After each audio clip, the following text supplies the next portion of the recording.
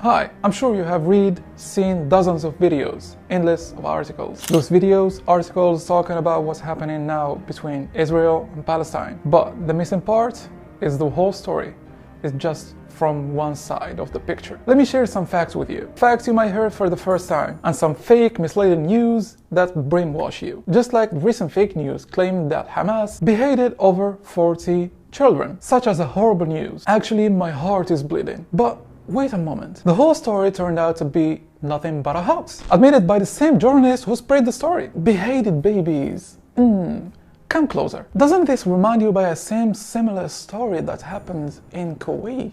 Before the Gulf War against Iraq, a horrific testimony was published from a 50-year-old girl. This girl named Naira Sabah, the daughter of Kuwaiti ambassador in the United States. Naira published her testimony in front of the Human Rights Caucus in the United States Congress on 10 October 1990, in which she claims in her testimony that Iraqi soldiers were attacking hospitals, taking out babies of incubators and leaving them to die. But later, many independent organizations discovered that her testimony was entirely a lie. Matter of fact, it was a part of an organized media campaign to justify the Gulf War. Subsequently, Naira al-Sabah's testimony became a classic example of modern atrocity propaganda. Saw the Iraqi soldiers come into the hospital with guns.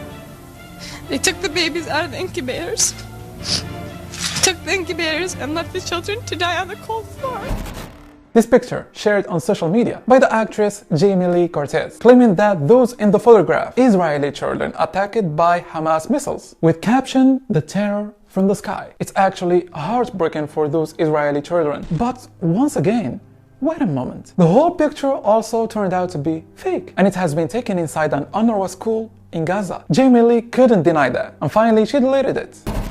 Justin Bieber also shared a picture of a demolished city with a caption, "Pray for Israel." Matter of fact, the post of Justin Bieber turned out to be fake as well. The picture is for a Palestinian destroyed neighborhood. What is the reaction of Justin Bieber? Did he apologize? No, he didn't. He just deleted the post. What a shame. Now, before we go, earlier on BBC News, we reported on some of the pro-Palestinian demonstrations at the weekend.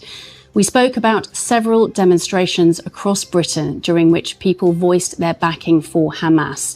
We accept that this was poorly phrased and was a misleading description of the pro-Palestinian demonstrations. Have I forgot to mention that Washington Post in one of its articles said, which is totally true, the amount of bombs that Israeli military dropped on Gaza in just 1 week were equivalent to those thrown on Afghanistan by the US Air Force in 1 year. The media refused to mention that human rights groups and the United Nations officially described Gaza as the world's largest air prison in the world. At least if you are in a jail, you have water, you have food, sometimes you have entertainment, and the most important thing, you are safe from being bombarded. But for Gaza, it's a different story. Israel cutting off resources like water, food, electricity, and medicine. Bro, it's not a fantasy novel. It's not a parallel world. It's the reality in Gaza. The reality that you will never see in your media. And this reality is ongoing for 70 years now. This immense prison, populated by over 2 million human beings, like me and you, in a geographical spot that is only supposed to fit a quarter of that number. I'm sure you will say the most sentence cycling now in the social media, which is, "But nothing justify violence." You're right, violence brings violence, and nothing justify violence. This sentence is always used when it's not in our side of the story. I will show you how. If that's so, why the Western supports Ukraine to kill the Russians? You will say the Ukrainians resist the occupation of Russia. Ukraine are humans, but Palestinians are not. Is that even a human sense? There was one interesting message I saw in Telegram from the Middle East, by the way. They say if you cannot sleep because of Russia-Ukrainian conflict, there are some advices to calm you down. First, imagine that this is happening in Africa. Imagine this is happening in the Middle East. Imagine Ukraine is Palestine. Imagine Russia is the United States.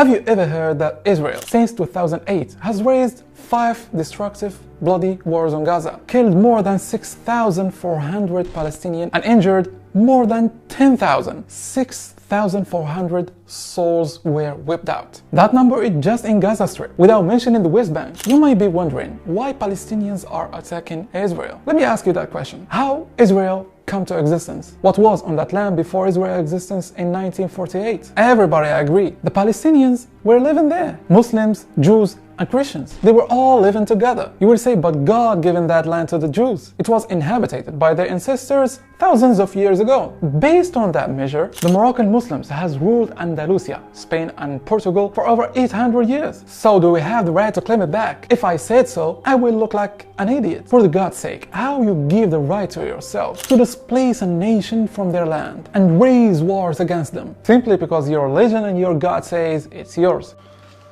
אנחנו מטילים מצור מוחלט על העיר עזה. אין חשמל, אין מזון, אין מים, אין דלק. הכל סגור. אנחנו נלחמים בחיות אדם ואנחנו נוהגים בהתאם. Have you watched that video before? I don't think so. It's not included in the Israeli propaganda. That guy isn't a normal person. He is Israeli defense minister, clearly saying Palestinians are nothing but animals. There is an important question. Why there is a resistance in the first place? White phosphorus is one of the internationally banned weapons. You were never told that Israel is using it now in Gaza? Let me shock you again. Israel has been always using it in Gaza, even if it's a banned weapon. Amnesty, Human Rights International organization, has accused Israel for committing war crimes by using white phosphorus in Gaza. Israel didn't use it for Hamas fighters, instead using it on a heavily populated area in Gaza. And most of the victims are civilians. The same international organization, alongside with many others, accused Israel for committing racial segregation against the Palestinian civilians. While always in the media, Israel has been described as the only democracy in the Middle East. Really, what a shame. So how can a human being with morals and conscience can accept the occupation, the colonization in the modern days? Palestinians for 70 years are being displaced from their homes, their land, still in their houses, threaten them with racism. A racism worse than South Africa apartheid. Well, is it enough? No. Raise wars over and over again, using internationally banned weapons, and detain them in the biggest open-air prison in the world. Would you like to live there? You want to experience it? I'm sure your answer will be no. And if the Palestinians fight back, for sure Israel is not the blame one. They have the right to defend themselves. But Palestinians, no, they don't have the right.